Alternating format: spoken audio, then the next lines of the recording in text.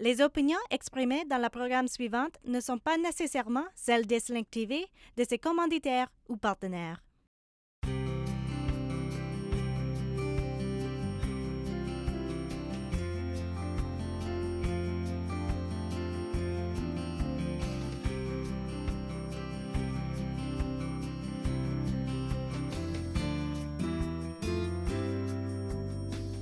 Bonjour et bienvenue à l'émission French Connection. Mon nom est Nathalie Arsenault et aujourd'hui, on va parler de l'histoire et de la culture acadienne avec l'historien folkloriste Georges Arsenault. Donc, bonjour Georges. Bonjour Nathalie. Ça va bien aujourd'hui? Ouais, ça va bien, merci. C'est un plaisir de vous avoir avec nous pour nous partager toute votre sagesse, votre expérience. Peut-être, je sais qu'il y a beaucoup de gens à l'île du Prince-Édouard qui vous connaissent, mais peut-être qu'il y a des gens qui nous écoutent qui ne nous connaissent pas, qui ne connaissent pas tout votre parcours. Peut-être parler un peu de vous, d'où est-ce que vous venez et votre parcours. C'est ça, moi je suis un gars d'Abram-Village. Je suis né dans le village des Abrams. Mon père était un pêcheur. J'ai fait mes études à l'école au village, à l'école évangéline. Puis après ça, j'ai décidé d'aller étudier à l'Université de Moncton, faire un bac en sciences politiques. Oui. Et puis j'ai fait un petit peu d'histoire en même temps. Et puis ensuite, j'ai passé de la politique au folklore. J'ai découvert qu'on pouvait étudier les traditions à l'Université Laval. Alors, je me suis envolé vers l'Université Laval où j'ai fait une maîtrise en arts et traditions populaires, comme on appelait le programme à l'époque. Et puis, c'est ça fait que là, pendant ces études-là, même j'avais commencé avant, j'avais découvert ça quand j'étudiais à l'Université de Moncton. Ils donnaient un cours d'introduction au folklore acadien. Okay. Et là, je m'étais acheté un petit appareil cassette, puis j'ai commencé à aller rencontrer des voisins, des voisines par chez nous pour enregistrer des chansons traditionnelles, les contes, documenter les traditions. Et je me suis vraiment fasciné pour ça. C'est pour ça que j'ai décidé de laisser tomber la science politique pour aller étudier ces traditions à l'Université Laval. Et puis là, j'ai pu faire ma maîtrise. J'ai fait une étude sur des complaintes. J'ai découvert des complaintes. C'était des chansons tragiques qu'on composait lorsqu'il y avait une tragédie qui survenait dans un village, comme une noyade ou un meurtre ou des choses comme ça. Alors, c'est un peu de la poésie populaire et ça a été le sujet de ma thèse. Alors, après les études, c'est ça, il y a eu un poste qui a ouvert ici à l'île du Prince-Édouard à la Société Saint-Thomas d'Aquin comme animateur socioculturel. Ça fait j'ai travaillé dans ça pendant quelques années, puis à cause de mon intérêt pour les traditions, j'ai essayé de ramener certaines traditions dans la région évangéline, comme courir la mi-carême, on fêtait les jours gras, on faisait toutes sortes d'activités communautaires pour promouvoir un peu nos traditions, puis essayer pour les conserver. Et après quelques années, avec la Société Saint-Thomas d'Aquin, dans ce poste-là, on a mis sur pied un comité, le comité d'histoire et de culture acadienne. Le but de la Société Saint-Thomas d'Aquin, c'était de développer du matériel qui pourrait servir dans les écoles pour l'enseignement de l'histoire et des traditions acadiennes. Parce que là, on va loin dans le temps. Là, on va à la fin des années 70. Il n'y avait pratiquement rien qui était disponible dans les écoles qui traitait des Acadiens de l'île.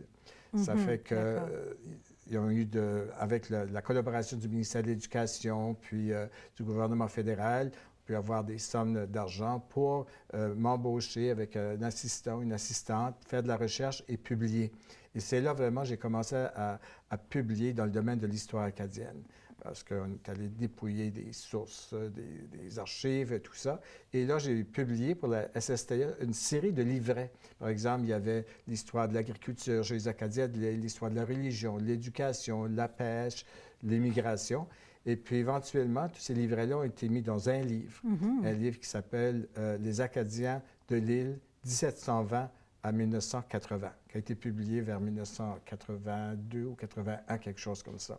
Alors ça a été une de mes premières publications importantes. Et ça a été important pour beaucoup de gens parce que ça faisait longtemps qu'il n'y avait pas un livre qui avait été écrit sur les Acadiens de l'île et puis qui couvrait beaucoup de domaines, pas seulement les Acadiens qui avaient réussi dans la vie, et pas seulement l'Église catholique, mais bien des facettes de notre histoire. Et ces livres-là servent encore dans les écoles et lorsque les gens font de la recherche sur les Acadiens, bien, ils savent qu'ils peuvent aller consulter ce livre-là. Alors, c'est comme ça que j'ai été lancé dans la publication d'articles et de livres sur les Acadiens de l'île. Exactement, parce que vous avez publié beaucoup de livres et puis de publications. Donc, c'est probablement une autre passion qui s'est développée à mesure, c'est de publier les histoires, mais raconter aussi les cultures, les traditions qui sinon, si ce n'était pas écrit et gardé et préservé dans un livre, c'est difficile de transmettre ça à tous ces gens-là. Bien, justement, alors c'est ça. Moi, on dit les paroles s'envolent et les écrits restent. Exact. Donc, le plus de publications qu'on a, tant mieux. Et puis, j'ai eu la chance que beaucoup de mes publications ont été traduites en anglais. Alors, Exactement. il y a une amie, Sally Ross, qui a traduit plusieurs de mes livres. Alors, c'est accessible aussi aux anglophones et surtout aux Acadiens qui ne savent pas lire le français assez bien pour lire mes livres en français. Et ensuite, toutes les collections que j'ai faites, des chansons traditionnelles, des contes, ça a beaucoup servi à des groupes. Par exemple, c'était un de mes projets, quand j'allais voir des personnes puis pour ramasser, enregistrer des chansons, je disais, pourquoi tu fais ça? Il n'y a plus personne qui s'intéresse à ça. Puis je disais, c'est des traditions qui disparaissent. Puis j'ai dit, dans quelques générations, là, vos descendants seront intéressés à vous entendre chanter ces chansons-là. Puis là, ils acceptaient, puis ils les enregistraient. Puis après ça, quelques années après, il y a le groupe Barachois qui a été dans ma collection. Et puis la plupart des chansons que Barachois faisait dans ses spectacles, ils les ont appris à partir des enregistrements que moi j'ai faits dans les années 70, surtout. Et puis ensuite, Vichten en a pris quelques-unes aussi. Oui. Et avant ça, la chanteuse Edith Butler a pigé dans ma collection. Puis une de ses chansons les plus populaires venait de ma collection. C'est une chanson qui avait été composée à l'île du Prince-Édouard, la chanson Marie Casey, qui a été reprise par Oda Lacadie et d'autres. Alors, c'est une façon de faire rayonner, en fait, la culture acadienne de l'île du Prince-Édouard à travers les traditions. Exactement, parce qu'il y a tellement un riche passé, une riche histoire et des histoires qu'on va peut-être oublier si on ne les raconte pas. Donc, c'est vraiment un travail essentiel que vous faites et c'est génial qu'il y a des artistes quand même connus qui partagent justement vos écrits. Oui. J'ai eu beaucoup de témoignages au cours des années, comme il faut se souvenir des années 50, 60, beaucoup d'Acadiens étaient gênés de se dire acadien, qui pensaient que ça n'avait pas grand valeur, le français, leur langue. Et puis, il y en a plusieurs qui m'ont dit, après avoir lu de tes livres, on a vu qu'il y avait quelque chose là qui valait la peine et qui sont devenus des fervents défenseurs de la culture acadienne à cause de ça. Alors, mais c'est une très belle histoire. Donc, on va prendre une petite pause et on va retourner dans quelques minutes pour continuer que tu puisses continuer à nous raconter vraiment tout ton parcours et ces belles expériences-là. Avec plaisir. Donc, vous écoutez l'émission French Connection et nous serons de retour dans quelques minutes.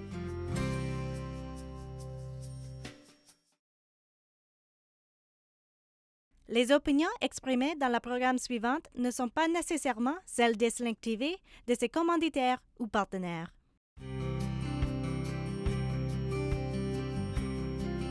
Nous sommes de retour à l'émission French Connection. Notre invité aujourd'hui est Georges Arsenault, historien folkloriste. Donc, ce que nous disions, c'est vous avez donc évidemment publié beaucoup de livres, contribué beaucoup à faire connaître la culture et les traditions acadiennes. Parle-nous de peut-être quelques traditions qui pourraient être intéressantes pour les gens qui nous écoutent aujourd'hui. Peut-être on peut parler de la chandeleur, la mi-carême. Oui, bien, la chandeleur, c'est ça. Moi, j'ai découvert ça parce que c'était avant mon temps. Et quand j'ai commencé à suivre des cours sur le folklore acadien, on parlait de la chandeleur, puis de courir la chandeleur. Ça se passe le 2 février. Oui. Et là, j'ai découvert que dans mon village, dans les années 30 jusqu'aux années 40, cette tradition était très vivante. Les jeunes hommes se rencontraient le 2 février au matin. Il y en a qui se déguisaient, puis à cheval, puis en traîneau. Ils allaient à toutes les maisons du village demander pour de la nourriture pour donner à une famille qui était dans le besoin. Puis ensuite, le soir, ils se rencontraient avec leurs amis, les filles, tout ça, puis ils se faisaient une soirée, puis ils se faisaient une rampure, des choses comme ça. Alors, ça m'a vraiment intrigué, cette tradition-là. Et quand j'étais à l'Université Laval, dans mes études en folklore, j'ai décidé de faire une recherche plus approfondie sur la tradition. Alors, je suis revenu dans le village, j'ai été interviewé, je pense, une quarantaine de personnes, des hommes ou d'autres gens qui se souvenaient de la tradition. Et puis, ça a été une de mes premières publications, un petit livre sur la tradition de la chandeleur à l'île du Prince-Édouard. Le livre s'appelle « Courir la chandeleur ». Et plus tard, il y a quelques années, j'ai décidé de faire une série de livres sur les traditions acadiennes, mais couvrir les régions acadiennes de l'ensemble des provinces maritimes puis de l'Est du Québec. Alors, j'ai repris la Chandeleur, ça s'appelle La Chandeleur en Acadie. Oui. J'en ai fait un autre sur les traditions de Noël, alors c'est Noël en Acadie, Oui. et un autre sur la mi-carême en Acadie. Alors ça, c'est une belle façon de documenter, de mettre en valeur la richesse de nos traditions et peut-être aussi donner des idées à des gens, des idées pour organiser des fêtes populaires. Exactement. Par exemple, lorsqu'on a un carnaval d'hiver dans une communauté, pourquoi pas s'inspirer de ces traditions-là? Oui, tout à fait. Alors, c'est des livres que je pense qui répondent à un besoin. Puis, est-ce qu'il y a quelque chose, je sens que le côté communautaire était très présent dans ces traditions-là et c'est pour ça que c'est important de peut-être ramener certains éléments de ces traditions-là aujourd'hui parce qu'on sait que le côté communautaire, c'est plus difficile vu que les gens sont un peu plus éparpillés, où il y a la mondialisation et tout ça.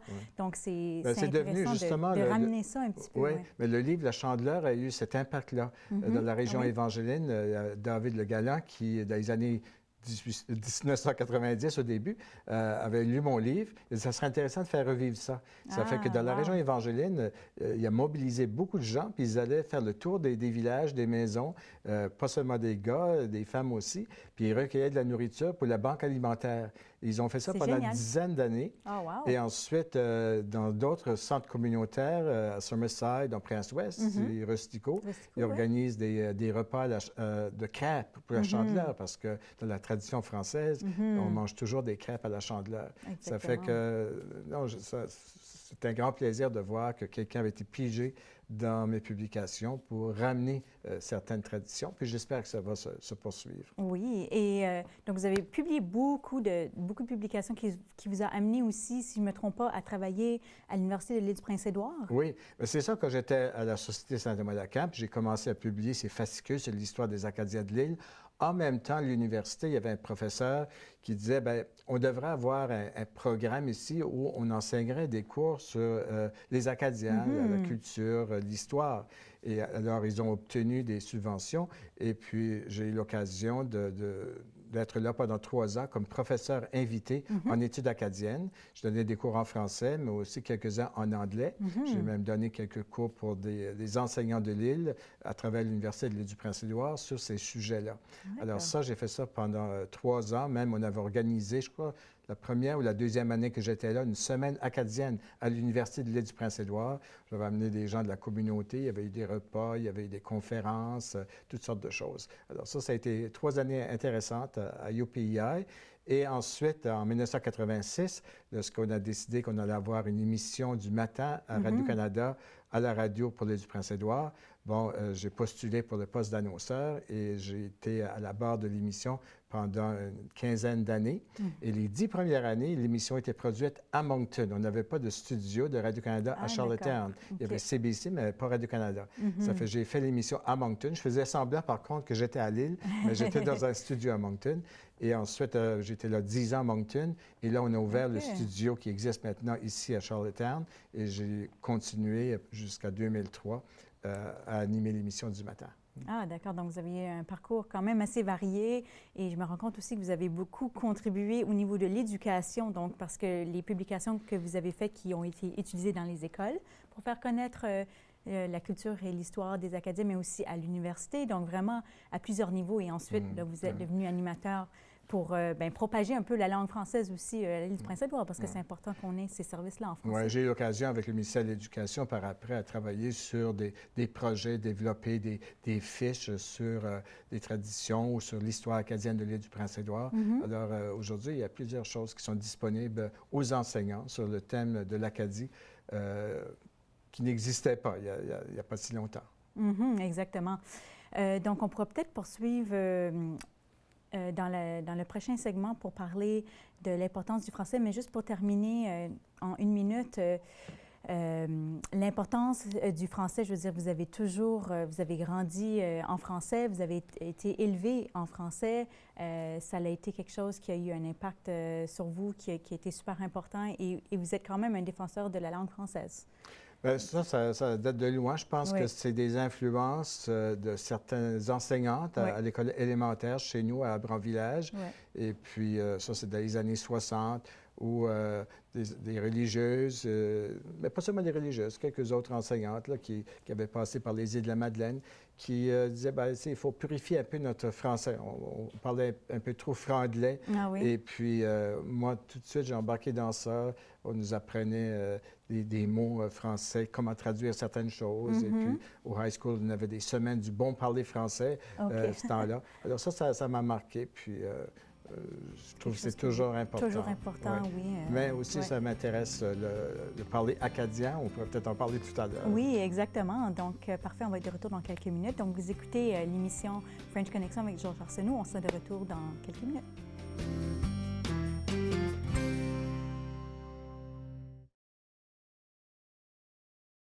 Les opinions exprimées dans la programme suivante ne sont pas nécessairement celles d'Eslink TV, de ses commanditaires ou partenaires.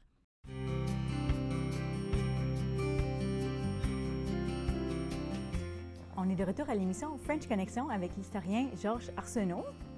Donc, Georges, pourrais-tu nous parler un peu, ce serait intéressant de voir, parce que là, vous avez quand même grandi dans la région évangélienne, qui était une région surtout francophone, mais ça n'a quand même pas dû être facile de garder le français quand même, parce qu'on est dans une province majoritairement anglophone. Donc, comment ça se passait dans ces années-là au niveau du français? C'est ça. Moi, je suis né en 52, alors l'année que la télévision est arrivée au Canada. Puis avant que la télévision soit rentrée dans nos maisons, on apprenait très peu l'anglais. Moi, quand j'ai commencé l'école, je pouvais dire quelques mots. Je comprenais un peu peut-être parce que j'avais un cousin de Summerside qui venait se promener chez nous les dimanches après-midi.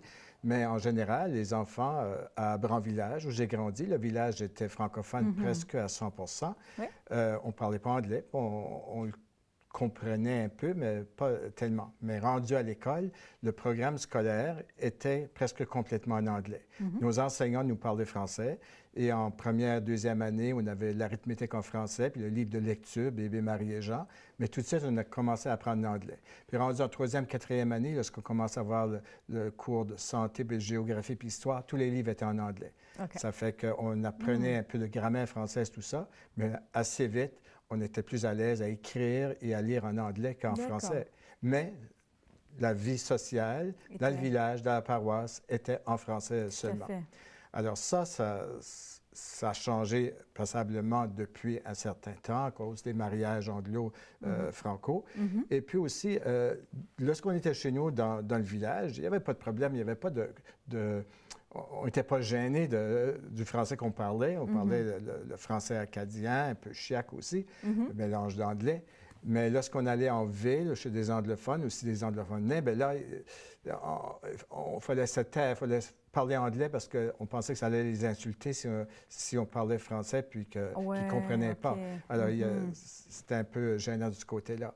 Alors, les gens qui déménageaient, des fois qu'ils s'en allaient à Summerside, bien là, il fallait se faire petit un peu. Se cacher un petit peu, pas trop prendre sa place. Mais les choses ont beaucoup commencé à changer à partir de la fin des années 60, des années 70, avec le bilinguisme au Canada, la loi sur le bilinguisme en 1968.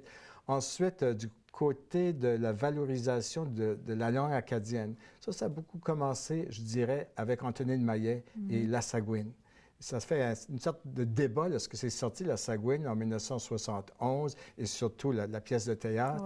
Et puis là, on était moins gênés à se servir d'expressions acadiennes ou des choses comme ça. Puis moi aussi, je valorise beaucoup le parler traditionnel acadien. Le mélange français-anglais, ça, je suis moins à l'aise avec ça. Puis depuis que je suis assez jeune, j'ai essayé d'éliminer autant possible les mots anglais de mon vocabulaire. Et puis, mais il y en a d'autres que c'était devenu un peu une fierté là, de parler chiac. Mais moi, je n'ai jamais été de ce côté-là. Mais le français acadien, c'est intéressant parce que c'était français. Bon, lorsque j'étais jeune, je pensais qu'on déformait la langue parce qu'on disait un essuie-main au lieu d'un essuie-main ou bien le chien au lieu du chien. Mais à un moment donné, j'ai découvert que c'est des prononciations qui sont courantes encore dans certaines régions en France. On va dans le sud de la France, c'est le chien, c'est pas le chien, ni le chien. Puis, ça vient de quelque part. Alors, tu sais, autant j'ai développé une fierté pour un français soutenu que j'ai développé une fierté pour le parler acadien. Puis quand je suis avec des Acadiens de par chez nous, ça ne me gêne pas de me servir des expressions, de parler avec l'accent de chez nous, mais j'essaie toujours d'éliminer autant que possible les mots anglais. Oui, c'est ça, parce que c'est quelque chose que... Ça appauvrit la langue, je trouve. Oui, puis il y a beaucoup d'expressions, beaucoup de mots acadiens qui sont vraiment des mots différents qu'on emploie dans le parler français. Ah, bien, un éloise, une bouchure, tous ces mots-là, oui. Les justes. J'en ai appris, moi aussi, des mots que... Ah, OK, oui, ça, c'est un mot vraiment acadien. Donc, c'est vraiment... c'est quelque chose qui est important aussi à valoriser parce que, comme tu dis, ça fait pas très longtemps qu'on valorise le français acadien. C'est quelque chose de spécial, quelque chose d'unique qu'on doit quand même être fier. Ça fait partie de nos traditions, oui, comme la chandeleur, la mi-carême. Oui, c'est des éléments, je pense, qu'il faut conserver, même que dans certaines écoles au Nouveau-Brunswick, je pense qu'on enseigne un peu le parler acadien pour que les élèves peuvent voir la différence, la richesse. En même temps, la plupart de nous, on a plus qu'un niveau de langue. On a un niveau de langue pour la rue ou avec notre famille, un autre niveau lorsqu'on parle en public, absolument, à la télévision, ou bien lorsqu'on est maître de cérémonie. Hein. Puis ça, c'est pas propre aux Acadiens, pas aux francophones. Exactement. Je pense dans toutes les langues. C'est juste d'être conscient de toutes les différentes formes, différents niveaux de la langue. Oui, tout à fait. Et peut-être pour terminer, est-ce que vous avez... quel rêve vous avez pour les communautés francophones ou la francophonie à l'île du Prince-Édouard? Je veux dire, qu'est-ce que vous aimeriez voir dans les prochaines années? Oui. Bien, il faut dire que depuis que j'ai commencé à travailler à la SSTA en 1977 et à nos jours, il y a eu une évolution incroyable avec toutes les écoles qui ont été construites. Moi, j'avais même pas rêvé qu'il pourrait avoir une école française à Rustico, encore moins à Souris, ce temps-là, mais il y a des gens qui ont cru, qui ont travaillé fort. Alors aujourd'hui, on n'a jamais eu autant de français enseignés dans nos écoles, mais on n'a jamais eu autant d'anglais parlé dans les écoles acadiennes. C'est ça. C'est la situation, c'est parce que c'est un peu partout à travers le Canada, parce qu'on est beaucoup plus ouvert, on est plus mêlé aussi, anglophones, francophones. Et l'anglais est partout dans le monde aussi, c'est pas juste au Canada ou à l'île du Prince-Édouard. Mais un rêve, c'est qu'on donne plus de place aux Français, qu'on n'ait pas, qu'on s'en sert le plus souvent, qu'on s'identifie comme francophone. Moi, si quelqu'un appelle chez moi, le message est toujours en français d'abord et en anglais ensuite. Et puis, il y a des gens qui font des efforts comme ça. Mais si les gens n'entendent pas parler français à l'île, ils vont croire que ça n'existe pas. Et de plus en plus, il y a beaucoup de francophones, de francophiles avec les classes d'immersion.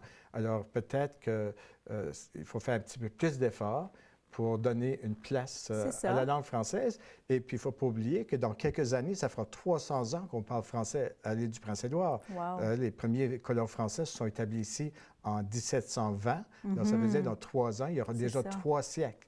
Et puis, j'espère que le français va demeurer vivant à l'île pour un autre 300 ans. Absolument. Bien, ça, c'est un super beau rêve. Donc, il faut s'afficher, il faut être fier et continuer de parler le français pour qu'on puisse maintenir cette belle langue. Et l'afficher aussi. Il y a des gens qui pensent, pourquoi mettre une affiche en français? Tout le monde comprend l'anglais. Mais c'est important d'avoir une affiche parce que ça dit à tout le monde, voici, il y a du français à l'île, parce que c'est pas tout le monde qui va l'entendre. Exactement. Bien, c'est vraiment très intéressant. Merci beaucoup, Georges.